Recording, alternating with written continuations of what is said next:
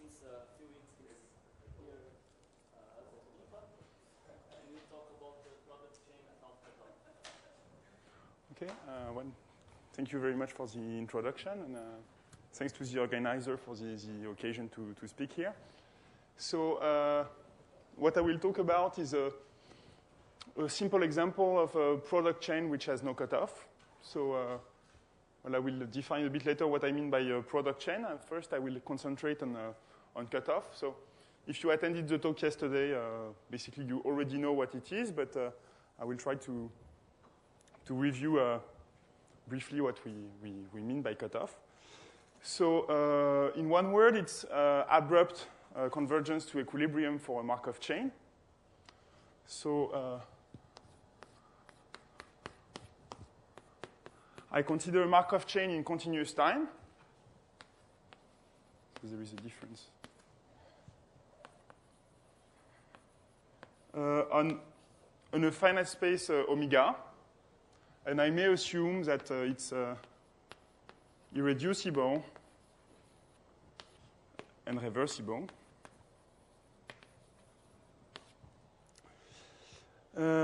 So there is a unique invariant probability measure, a unique reversible probability measure. So I call PT the transition kernel, and PTX for x in omega, the distribution of xt started from x at time 0. So it's just this probability measure. Okay?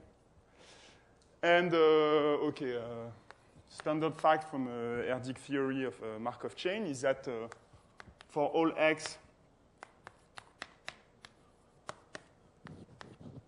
PTX converges to mu for any reasonable notion of distance for measures on omega. And, the study of Markov chain, of mixing for Markov chain, is just the study of how this guy go to 0. So what we will be interested in is more precisely what we call dt or dxt, which is the maximum over all initial conditions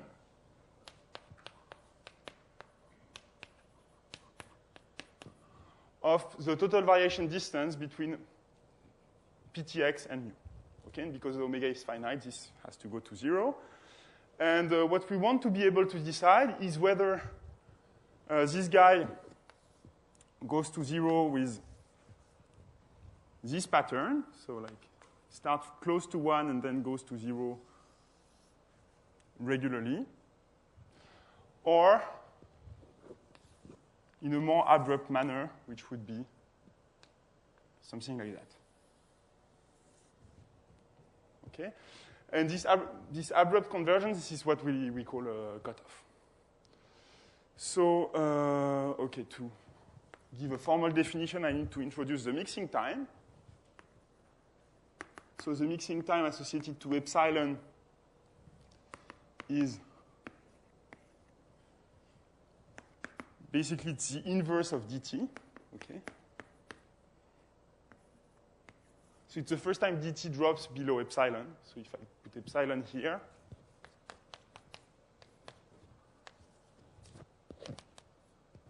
T mix epsilon is there. Okay, and I'm sorry, I will try not to write smaller than that. And there is cutoff if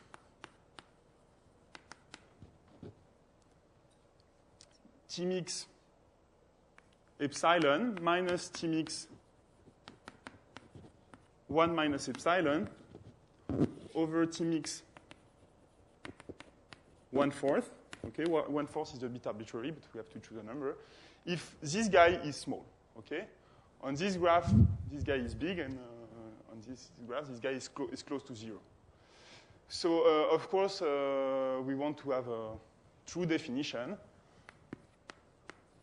So for this reason, you have to work with a sequence of Markov chain Okay.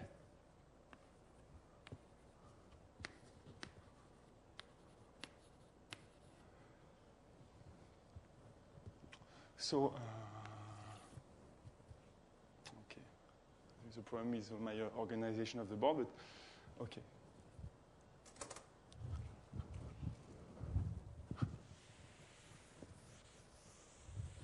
So you all remember the definition of T-mix. And I will say, okay, the sequence of Markov chain Xn has cutoff if and only if, for all epsilon between 0 and 1/2, what we have is that the limit of this ratio is equal to 0. Okay?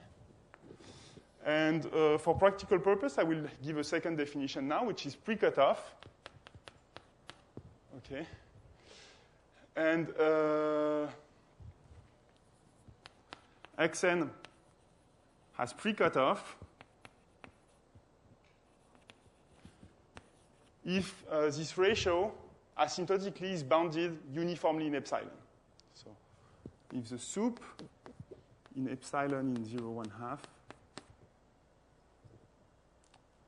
of the lim sup when n goes to infinity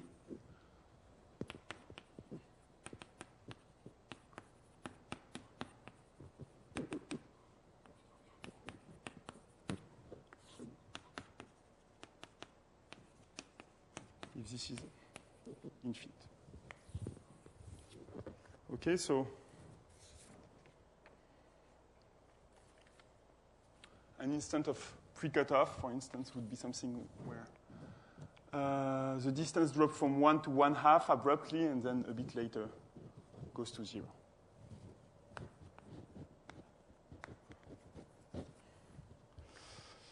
Okay, so basically, the term cutoff was coined by Aldous and Diaconis in a paper of 86. And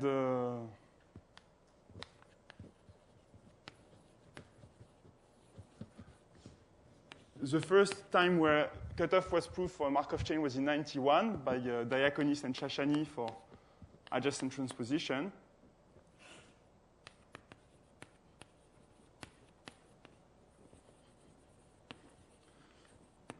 And a case which is of more interest to us today is maybe the case of the hypercube. So, no, it's not adjacent transposition shuffle, it's transposition shuffle.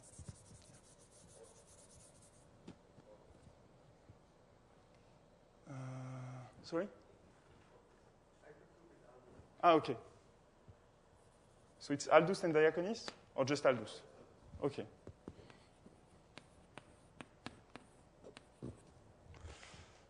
Okay. So now let's talk about the characterization of cutoff. We would like to have a simple criterion in order to say that a chain displays cutoff or not. And, okay, as you already know, there is a simple result that says that cutoff, or in fact even pre-cutoff, implies that the spectral gap multiplied by the mixing time tend to infinity.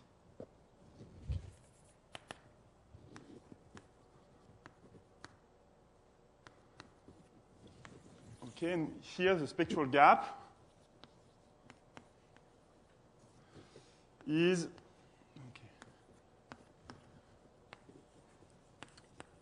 the largest non-zero eigenvalue for the generator of X. So because we are in continuous time, as Joël showed you yesterday, the generator of Xn is spectrally negative. And so here the spectral gap is just the largest non-zero eigenvalue. It's not the same definition as discrete time, but it's just equivalent. Okay, so let's call this condition P as a product. And okay, now it's almost a well, traditional folklore to say that this condition should be equivalent, in fact, to cutoff. And I guess it was the conjecture was first formulated by Yuval in 2004. But the thing is a bit imprecise. The conjecture is for every reasonable Markov chain, basically this product condition is equivalent to cutoff. So then basically a big amount of work has been spent in order to find, okay, what's a large family of reasonable Markov chain for which here you have equivalence. And in fact, a reason for which you would like to have equivalence is that if the product condition implies cutoff, it means also that pre-cutoff is equivalent to cutoff. Okay? So that basically you can't have this pattern of convergence. And for many Markov chains, so like the shuffle problem Yuval presented yesterday, it's really not difficult to prove pre-cutoff, and people are stuck for more than 10 years to prove cutoff. So. Okay.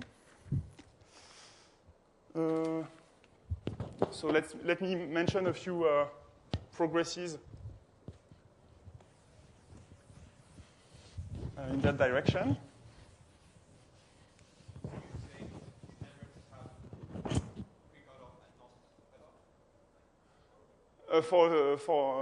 You expect to have that for a large family of reasonable Markov chains.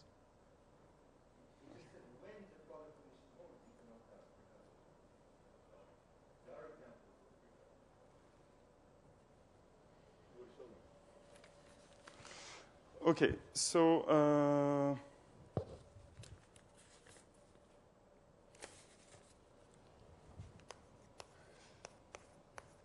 Diaconis and Sadovkost in 2006, and Ding, Lubetsky, and Perez in 2008.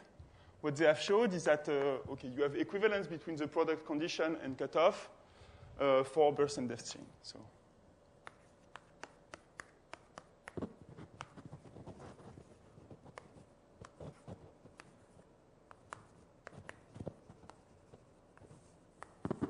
So burst and depth chains are just Markov chains on a segment. Okay, and so in one case it was for separation distance, and I will come to that later. And the second work is about total variation.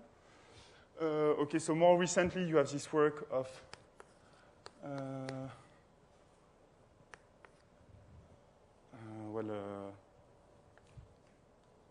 Ridi, Jonathan, and Yuval. So I guess it's 2014, which is that it's also the case for Markov chain on trees. Okay, and there is another work of more ancient by Chen and Sadovkost of 2010, which says that, okay, the product condition is equivalent to cutoff for every chain if you choose to consider some other distance. So K is equivalent to cutoff for the LP distance. So by LP distance, I mean, okay, you're looking at the distance between the probability density with respect to equilibrium and 1 in LP of mu. Okay? So, okay, this basically tells you that this conjecture is not at all crazy. And I guess a hope would be to be able to, okay, maybe a very ambitious hope would be to be able to say that these things are equivalent for any transitive Markov chain. Okay, so that's too ambitious. And I should learn more about counterexamples. But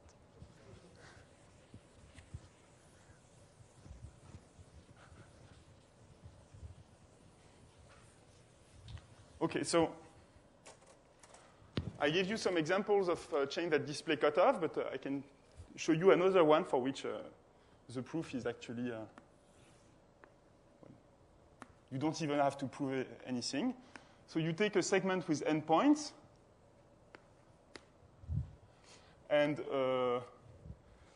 you choose the transition as follows. You go to the right with rate 1, and you go to the left with rate 0 at every point. Okay, so in that case, so of course it doesn't satisfy the assumption that I've written here, but it's not a real problem. In that case, my invariant measure is just the Dirac on B. Okay, so dt is just, well, okay, the max over x that x has not reached B, and it's trivial to see that the worst starting point here is A, okay? And basically, if you look at the probability that you've eaten B after time t, okay, it drops abruptly from 1 to 0 at time n, and the time it needs to drop from 1 to 0 is roughly square root of n. Okay, this is just the central limit theorem. So now the question is, how we start from this, and we want to modify this example in order to have an example which has no cutoff. Okay. So the first thing you can try to do is to say, okay, I want my Markov chain to have two options to reach B. So I want a short path of length n, and a path which is twice as long. Okay, so 1, 2, 3, 4, 5.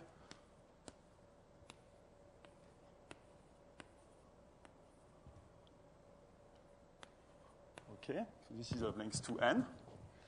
And I choose to take the same rates. So I have 1 and 0 here, and 1 and 0 here.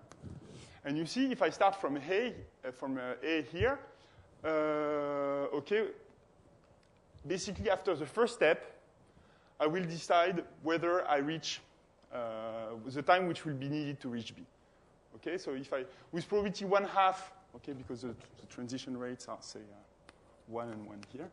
With probability 1/2, I will reach B after time 2n, and with probability 1/2, I will reach T after time n. So if I look at P of A of xt different of B, this is something that really drops like this. So from 1 to 1/2 to 0. And here is n, and here is 2n. Okay, so you might say, okay, that's a chain without cutoff. But this is not true, because actually, if you start from the first point on the longest branch, basically you don't lose too much. You don't come really closer to B, but you really avoid this possibility of going on the other branch. Okay? So the worst point is A prime, and for A prime, you can just check that the profile you get is just this. Okay, so let's try to avoid this now.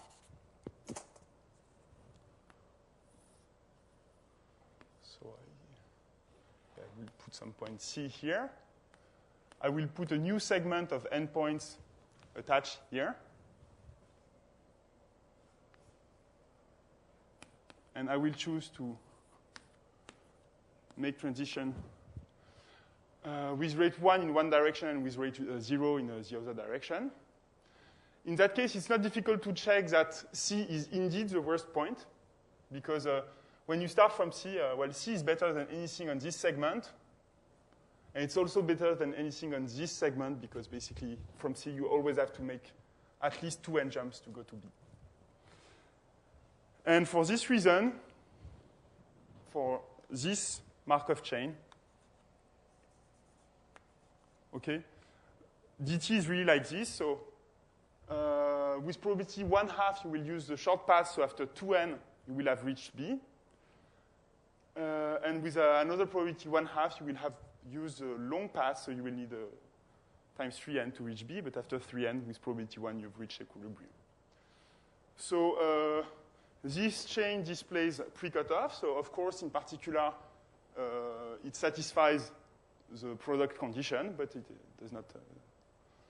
Okay, so here you might say, okay, you've cheated because it's not irreducible, it's not reversible. So, okay, I can say, let's go back with probability epsilon n. And let's take epsilon n, something really small, so that these jumps actually never happens in what you see. Okay, so then you say, okay, it's irreducible, but it's not reversible. So what you can do here is to take the raised to b epsilon to the -2 on the longest path, and then you're reversible. So you just have to check it. So basically, okay. Here it works with epsilon is equal to 1/2. You don't need it to, but basically it asks you a bit more work to do the proof. And what this tells you is that you can take a Markov chain which is degenerate, and then you can build an example which is non-degenerate out of it. Okay?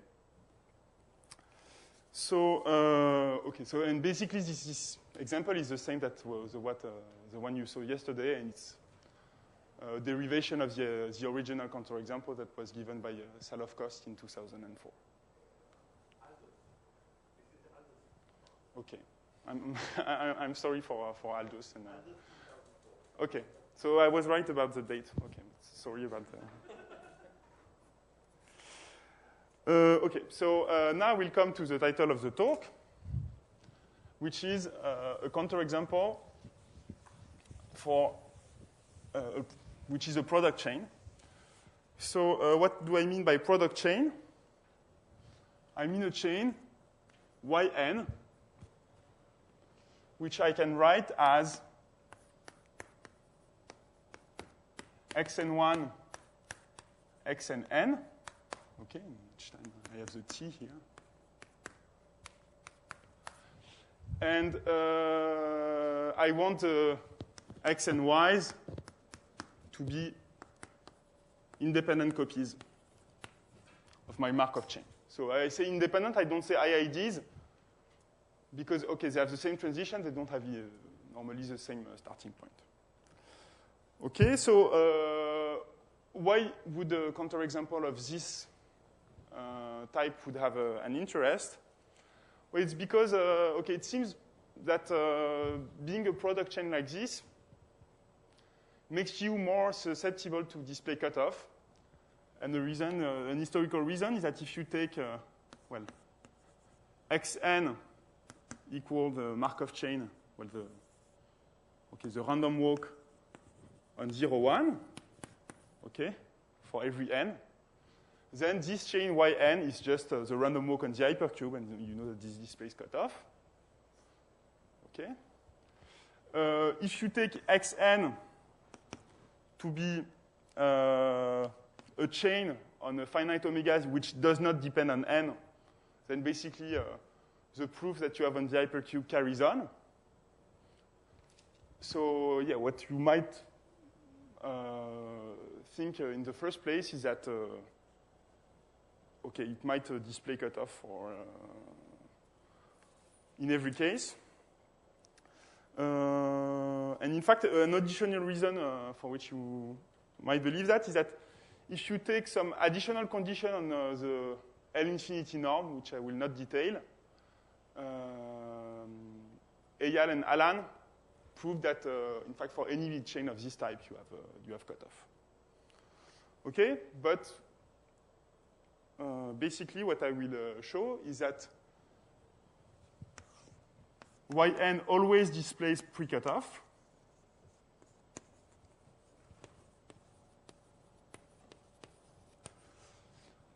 And that this is the best you can get. Okay? You have no cutoff in general.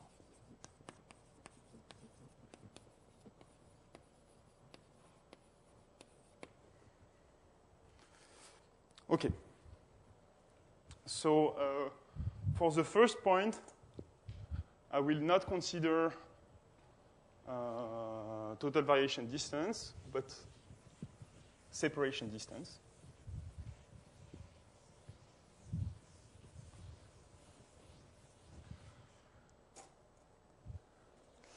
So the separation distance between alpha and mu, which are both defined on omega, is just the max of 1 minus the density of alpha with respect to mu.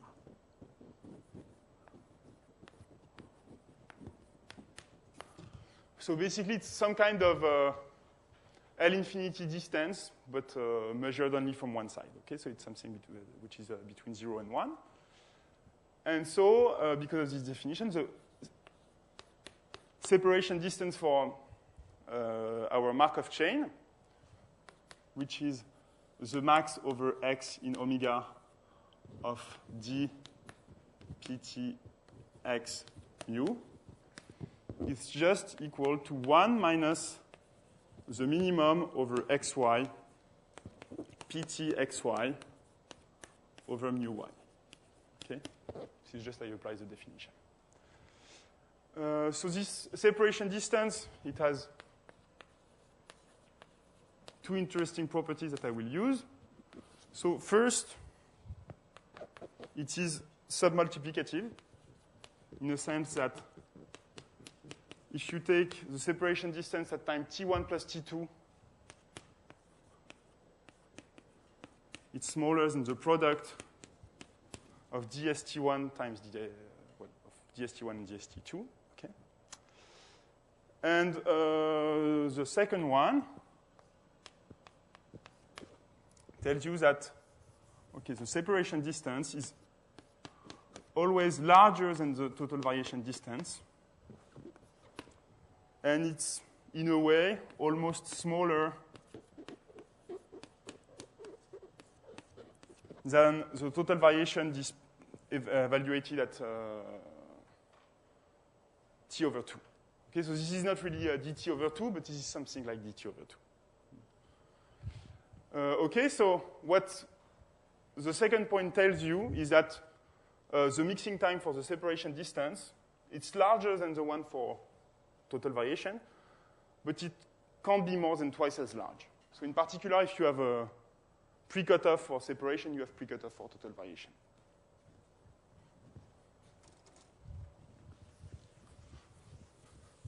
Okay, so now the proof that you always have pre-cutoff for yn is one line. Okay, so if you look at ds of y, okay, and you have to think y is yn. Well, it's just 1 minus the minimum over xy of this ratio, and this ratio is just the product over I of pt xy yi, okay? The transition of the product chain is just the product of the transition of the marginals. And you divide it by the product of the mu yi. Okay, and the product goes from 1 to n, okay, because these guys, they belong to omega n square. Okay, so therefore this guy is just 1 minus 1 minus dsx t to the n. Okay? This is just, okay, this thing, it's the minimum over one coordinate, but to the power n, because when you try to minimize the product.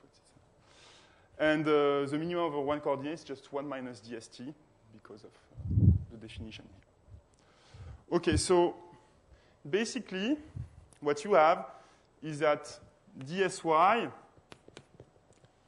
is close to 1 if dsx is much larger than 1 over n.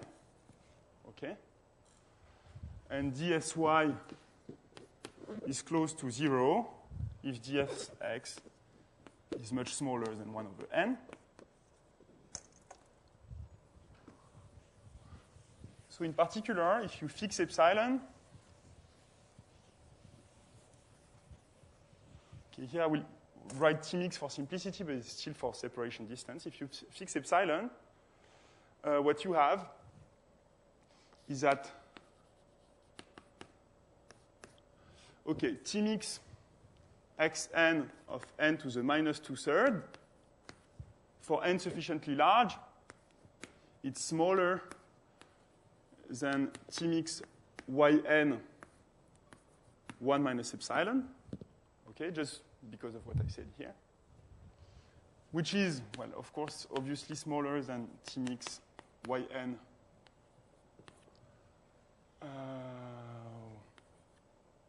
epsilon, okay, well, epsilon is smaller than 1/2, which is smaller than Tmix xn n to the minus 4/3, okay, and because of submultiplicativity, this is smaller than 2 of the Tmix xn of n to the minus 2/3, okay. Basically, if you already at distance n to the minus 2/3, you multiply time by 2, you're sure that you are at distance n to the minus 4/3. Okay? So, of course, Tmix of 1/4 is in between. So the proposition you have is that the lim sup, when n tends to infinity, of Tmix yn epsilon minus Tmix yn 1 minus epsilon over Tmix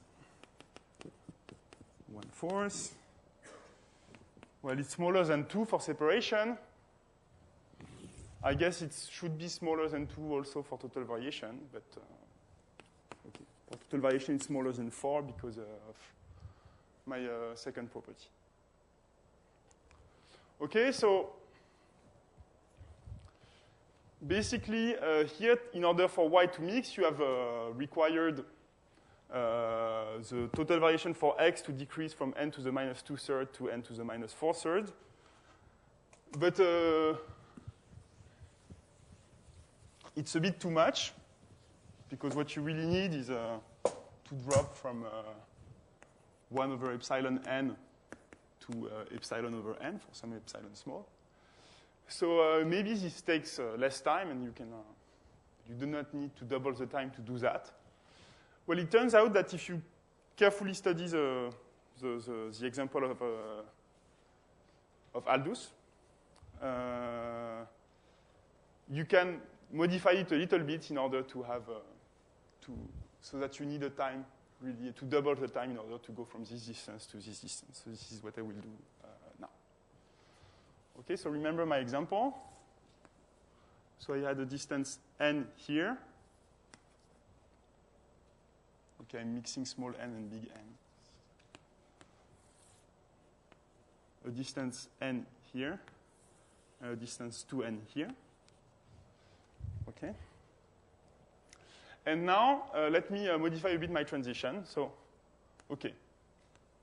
What's really important is what you do at the crossing. So outside of the crossing, you will always go with probability 1 to the left and 0 to the right. So this is x, okay? Depends on the number of guys who are taking projects. Yeah. So what I said at the beginning is that if the marginal does not depend on n, if x does not depend on n, then you have a cutoff. Okay, and basically it's a proof, the same proof than for the hypercube. Maybe not the same as the original proof, but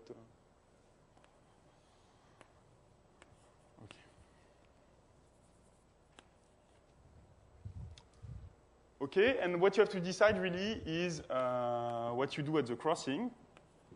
And okay, what you want is basically you want that going at distance 1 over n to equilibrium is much more difficult than to go at distance, say, 1 over n square.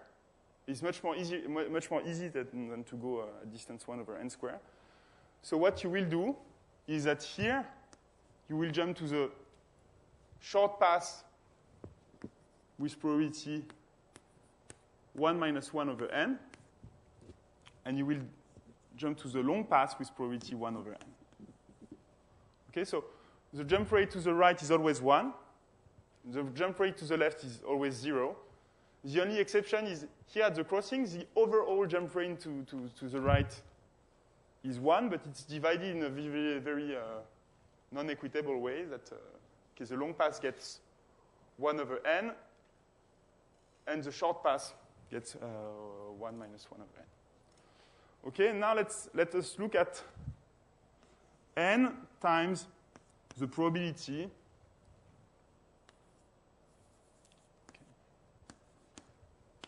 that starting from C, you reach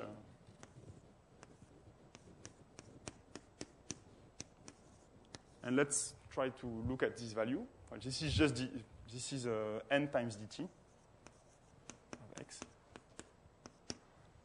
Okay, so when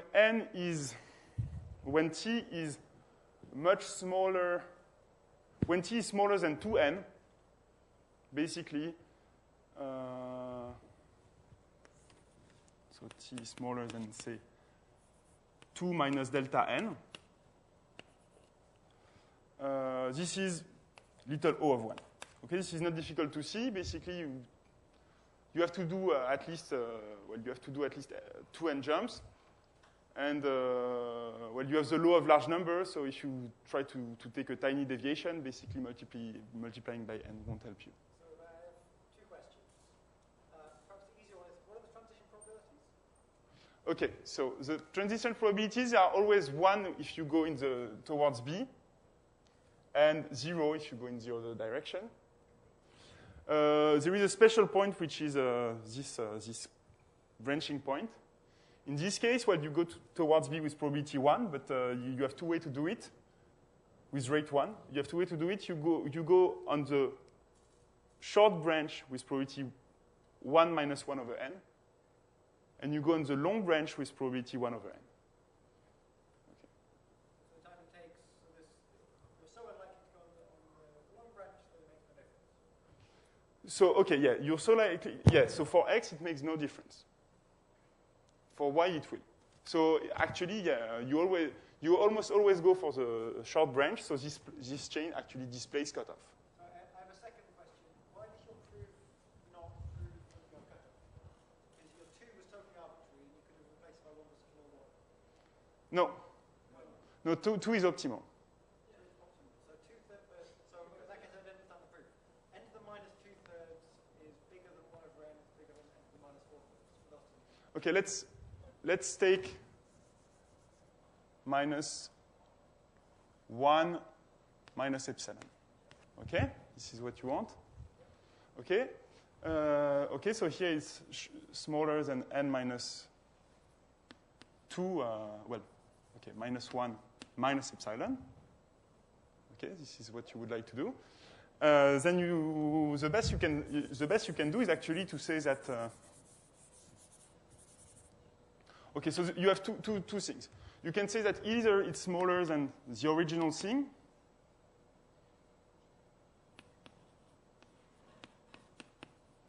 okay, plus T mix of n to the minus 2 epsilon. Okay? But this is not great because you don't know anything about this guy. And it could be as big as this guy. Okay, so... And in fact, in some cases, it will be. So in this type of example. Okay. So, okay. If t is smaller than 2 minus delta, then with probability, little o of 1 over the probability to have reached B. Okay. The probability not to have reached B is is close to 1, so that this product is infinity. Okay, it's not the little of 1, it's infinity. It goes to infinity. When t is between 2 plus delta n, but it's smaller than 3 minus delta n, okay, you will have reached B almost if and only if you have chosen the short path. Okay? So that the probability that you have not reached it is 1 over n. Okay, it's not really 1 over n because you have to say, okay, maybe if you've taken the long path, you may still have reached B. If you've taken the short path, you might not have. But these are exponential deviations, so this doesn't play. So this goes to 1. And if t is larger than 3 plus delta n, okay, the thing goes to 0. Okay, so because of this, if you look at what you have, how your total variation distance evolves, it's really something like this. Okay, so it drops from 1 to some distance here at when you have 2n, and to some other distance here when you have 3n. And the level at which you drop, it's well, I guess it should be something like 1 minus exponential minus 1, if I... Okay, because of what used to be written here. And, okay, so last remark is that, okay, here's the ratio that you have, the lim sup of this guy for any epsilon. Well, it's not 2, it's 3/2. So is the 2 really optimal? Okay, and here I'm completely ignoring the fact that here I talk about separation, and here I talk about total variation. But let's... and in fact, okay, there is a way you can have a ratio of 2 here. Is that instead of taking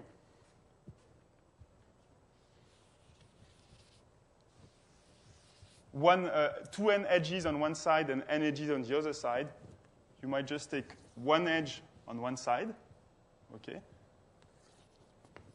And you will jump here with probability 1 minus 1 over n. And on the other side, you have a path of length n, okay, on which you will jump only with probability 1 over n. Okay? And if you do this, basically, you can do the same reasoning, but instead of having 2 and 3, you will have 1 and 2, so that basically tells you that this thing is tight. Okay? So I guess now a reasonable open question is it tight for total variation? Can you improve this 2 to 4? And there are many other open questions that are probably much more difficult than that. Okay, so thank you very much.